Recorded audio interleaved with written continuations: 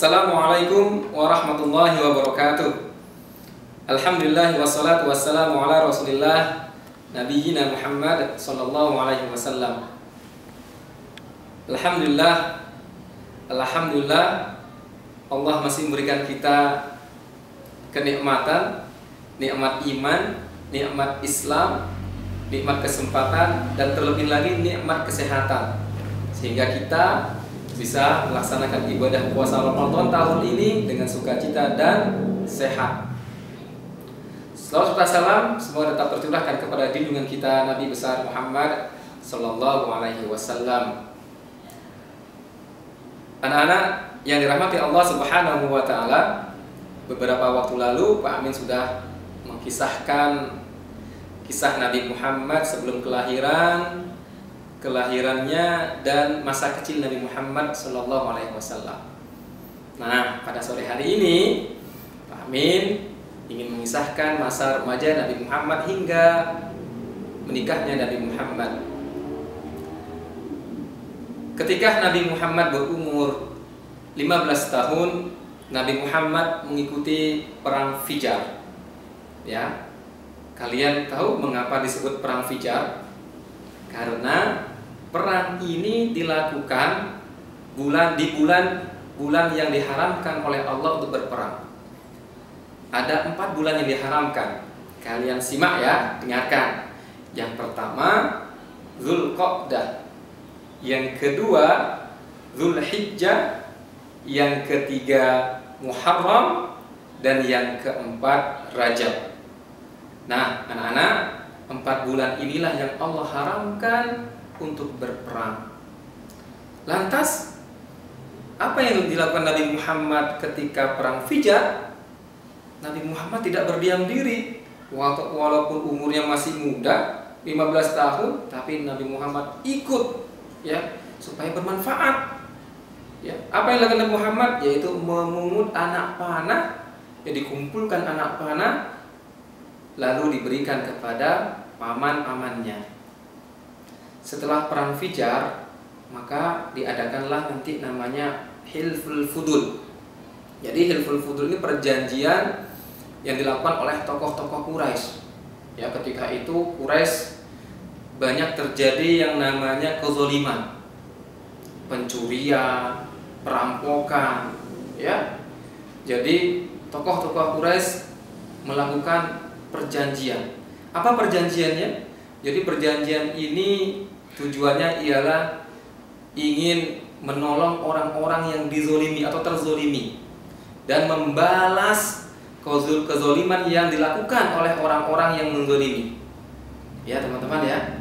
Jadi di sini orang-orang yang terzolimi itu akan ditolong. Dan Nabi Muhammad SAW sangat menyukai perjanjian ini. Nah, anak-anak yang dirahmati Allah Subhanahu wa taala, nanti tepatnya umur Nabi Muhammad menginjak 21 tahun, Nabi Muhammad sudah berdagang. Berdagangnya keluar Mekah, jauh, membutuhkan waktu yang lama, yaitu ke negeri Syam. Ya. Nabi Muhammad dalam berdagang berbeda dengan orang-orang Quraisy lainnya. Biasanya nih, orang Quraisy kalau berdagang ke Syam itu mereka hanya membawa uang saja. Mereka membeli barang harta benda yang ada di Syam, lalu menjual kembali ke Mekah. Tapi berbeda yang dilakukan Nabi Muhammad. Ya, karena cerdasnya Nabi Muhammad membeli barang yang ada di Mekah terlebih dahulu. Beliau bawa ke Syam, lantas dijual ke Syam. Setelah itu hasilnya Nabi Muhammad belikan barang yang ada di Syam. Setelah itu barang dari Syam beliau jual ke Mekah. Nah, Nabi Muhammad mendapatkan 2 keuntungan. Ya. Yang pertama, menjual barang atau harta benda dari Mekah. Dan yang kedua, mendapat keuntungan dari menjual barang atau harta benda dari Syam. Insya Allah ya, Nabi kita sangat cerdas, sangat pintar dalam berjual beli.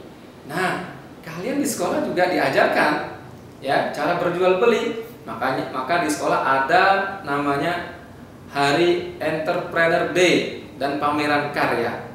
Nah, itu tujuannya supaya kalian berlatih, ya, berjualan mencontoh yang diajarkan Nabi Muhammad Sallallahu Alaihi Wasallam. Anak-anak yang dirahmati Allah Subhanahu Wa Taala, ya, ada seorang janda yang kaya raya yang bernama Khadijah mendengar amanahnya Nabi Muhammad dalam jual beli, kemuliaan akhlak Nabi Muhammad dan jujurnya Nabi Muhammad dalam berjual beli. Karena Khadijah ini merupakan orang yang kaya raya di Mekah saat itu, terpelihara akhlaknya, kan dia seorang wanita. Jadi Khadijah ini tidak langsung ke Syam jual beli. Jadi Khadijah ini biasanya menitipkan hartanya kepada orang-orang yang berjualan ke Syam. Nah, karena Khadijah mendengar kejujuran Nabi Muhammad, maka Khadijah mengadakan perjanjian atau kerjasama dengan Nabi Muhammad. Ya, mulailah Nabi Muhammad berjualan ke Syam. Di sini Khadijah meminta Maisarah atau pembantunya untuk menemani Nabi Muhammad. Ada cerita yang unik di sini, anak-anak yang dari Allah Subhanahu Wa Taala. Ceritanya ketika Nabi Muhammad menuju ke Syam, jadi Maisarah ini memperhatikan, ya, ada awan yang selalu menaungi Nabi Muhammad. Jadi Nabi Muhammad itu tidak panas, tidak kepanasan. Awan selalu mengikuti Nabi Muhammad. Ini aneh ini, ya. Setelah sampai di Syam, Nabi Muhammad diperhatikan sama Maisarah. Nabi Muhammad santun bicaranya, ya, menjelaskan barangnya, menawarkan barangnya dengan santun. Lantas ada lagi yang unik nih, ketika Nabi Muhammad berdiam diri atau istirahat di sebuah pohon, pohon itu seakan-akan menunduk, menaungi Nabi Muhammad, ya, seakan-akan Nabi Muhammad dilindungi dari sinar matahari. Insya Allah, ya, ini salah satu kelebihan yang Allah berikan kepada Nabi Muhammad. Lantas kembalilah Maisarah dan Nabi Muhammad dari Syam menuju ke Mekah. Apa yang dilakukan Maisarah? Maisarah menceritakan kepada Khadijah apa yang dia lihat, ya, apa yang dia perhatikan dari Nabi Muhammad. Ceritakan semuanya kepada Khadijah. Nah, ketika mendengar penjelasan Maisarah, Khadijah mulai tertarik nih, ya, dengan Nabi Muhammad Sallallahu Alaihi Wasallam. Dan tidak lama kemudian nanti Nabi Muhammad dan Khadijah menikah. Ya, kalian tahu umur berapa Nabi Muhammad menikah dengan Khadijah? Ketika itu Nabi Muhammad berumur 25 tahun dan Khadijah berumur 40 tahun. Nabi Muhammad menikah dengan Khadijah ini memiliki 6 anak, 2 laki-laki dan 4 perempuan. Yang laki-laki bernama Qasim dan Abdullah, sedangkan yang perempuan bernama Zainab, Ruqayyah, Ummu Kulsum, dan Fatimah. Nah, itu ya teman-teman, anak-anak Nabi Muhammad dari Khadijah. Nanti ada satu lagi tuh anak Nabi Muhammad bernama Ibrahim. Insya Allah lain kali Pak Amin kisahkan. Menginjak usia Nabi Muhammad 35 tahun. Nah, pada usia ini Nabi Muhammad ikut dalam merenovasi Ka'bah. Jadi 5 tahun sebelum kenabian Ka'bah pernah terjadi kebanjiran, sehingga tembok Ka'bah retak dan bolong.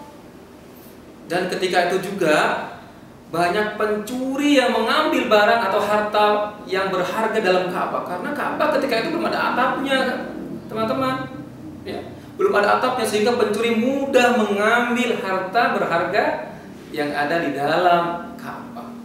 Sehingga pembesar-pembesar Quraisy, bagaimana nih, ya, kita renovasi saja Ka'bah ini. Tapi orang-orang Quraisy gak berani nih. Karena apa? Mereka takut mendapatkan balasan atau bala maksudnya, ya. Akhirnya ada seorang tokoh Quraisy bernama Al-Walid bin Al-Mughirah. Dia berani, dia hancurkan temboknya pertama. Ya, dipukul temboknya. Nah, orang-orang Quraisy yang lainnya melihat nih, kita lihat dulu nih besok keesok harinya nih, apakah Al-Walid tidak apa-apa, sehat-sehat saja, atau dia sakit kah, atau bagaimana tuh? keesokan harinya dilihat oleh orang-orang Quraisy. Nah, ternyata Al-Walid sehat, ya. Maka orang-orang Quraisy memutuskan merenovasi Ka'bah. Nah, merenovasi Ka'bah dibagi. Suku yang satu sebelah utara, suku yang satu sebelah membangun tembok sebelah timur, barat, dan selatan. 4 suku yang membangun tersebut. Nanti setelah peletakan batu Hajar Aswad, 4 suku ini berselisih, bertengkar. Ya, aku yang berhak untuk meletakkan Hajar Aswad. Aku yang berhak, aku lebih berhak. Akhirnya terjadilah perselisihan. Ada yang mengatakan 4 bahkan 5 hari. Insya Allah ya, perselisihannya panjang banget ya, sampai 5 hari. Datanglah nanti ada seorang tokoh Quraisy bernama Abu Umayyah bin Al-Mughirah. Dia memiliki ide nih, gini saja ya, bagaimana kita serahkan urusan peletakan batu Hajar Aswad ini kepada orang yang pertama masuk ke dalam haram atau Masjidil Haram. Qadarullah, Nabi Muhammad yang pertama datang. Insya Allah ya. Lantas orang-orang menyaksikan, ya, mereka ridho. Kami ridho ini dengan Muhammad. Kenapa mereka ridho?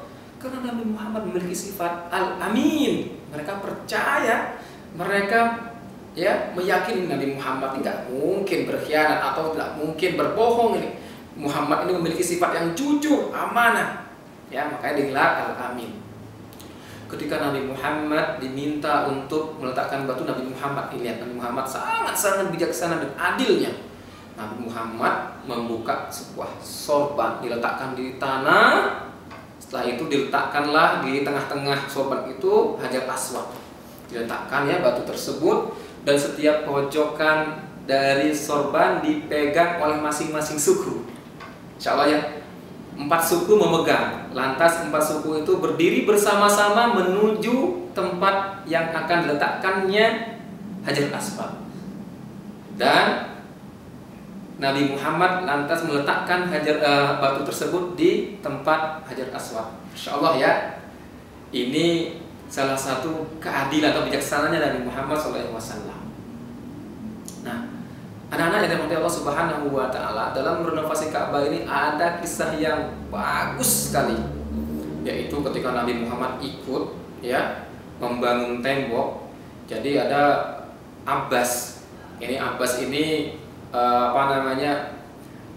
menasihati Nabi Muhammad. Ya Muhammad, wahai Muhammad, angkat itu jubahmu supaya engkau tidak terjatuh, katanya.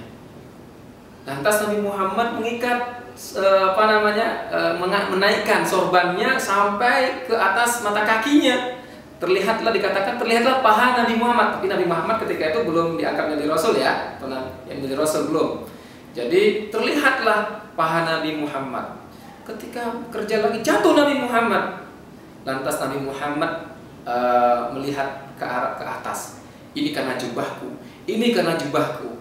Lantas Nabi Muhammad menurunkan jubahnya. Ya. Ketika saat itulah Nabi Muhammad tidak pernah lagi menaikkan jubahnya sampai terlihat auratnya. Insya Allah ya teman-teman, inilah cara Allah ingin menjaga Nabi Muhammad. Ya, aurat saja Allah jaga. Insya Allah ya. Nah, anak-anak yang dirahmati Allah Subhanahu wa Ta'ala, dari kisah ini apa yang bisa kita ambil manfaat atau hikmahnya atau pelajarannya? Yang pertama ya, kita harus menjadi orang yang bermanfaat. Kita lihat dari perang Fijar, walaupun Nabi Muhammad masih kecil, tapi Nabi Muhammad berusaha menjadi orang yang bermanfaat. Sekarang bagaimana bermanfaat kita di rumah? Bantulah orang tua. Ya. Ketika orang tua kita bersih-bersih, kita ikut bantu. Ya. Apalagi mungkin yang muslimah nih, sekarang orang tuanya atau ibunya lagi masak di dapur, bantu memasak. Bantu mencuci, ya.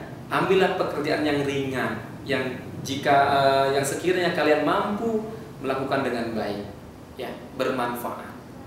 Yang kedua apa lagi, anak-anak? Yaitu masalah aurat, ya. Ingat ya, yang laki-laki ini khususnya, jangan mentang-mentang aurat laki-laki dari pusar sampai lutut, Nanti di rumah atau di keluarga, bahkan di masyarakat menggunakan atau memakai celana di atas mata kaki. Mata kaki apa? Di atas lutut. Nah, ini nggak boleh nih, ya.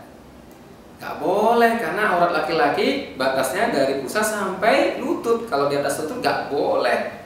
Ya, berdosa bagi laki-laki. Kalau perempuan ya semuanya, ya, kecuali wajah dan telapak tangan. Karena perempuan semuanya adalah aurat. Apalagi pelajaran yang ketiga, dimanapun kita berada, kita harus jujur, amanah. Ya, kenapa Nabi Muhammad digelar Al-Amin? Ketika itu pernah di pasar Ukas namanya. Ada seorang keluar Mekah. Ya, di luar Mekah itu dia belanja atau membeli barang sama Nabi Muhammad. Ya Muhammad, aku beli barang ini ya.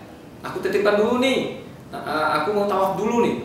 Ketika tawaf, jadi orang ini lupa ngambil barangnya. Dia langsung pulang. Kapan dia ingat? 3 hari setelah dia tawaf baru diingat. Oh iya, saya beli barang, ya, belanja di Mekah. Pemuda atau orang tersebut kembali ke Mekah dan menjumpai barangnya masih utuh dan dijaga oleh Nabi Muhammad SAW. Maka orang inilah Muhammad nih, orang terpercaya, Muhammad amanah. Ya, inilah teman-teman salah satu contoh dari sifat amanahnya Nabi Muhammad SAW. Makanya teman-teman, dimanapun kita berada, apalagi jual beli nanti harus amanah. Baik, anak-anak yang Allah Subhanahu Wa Taala, itu yang bisa kami sampaikan. Kurang lebihnya kami mohon maaf. Semoga bermanfaat. Wassalamualaikum warahmatullahi wabarakatuh.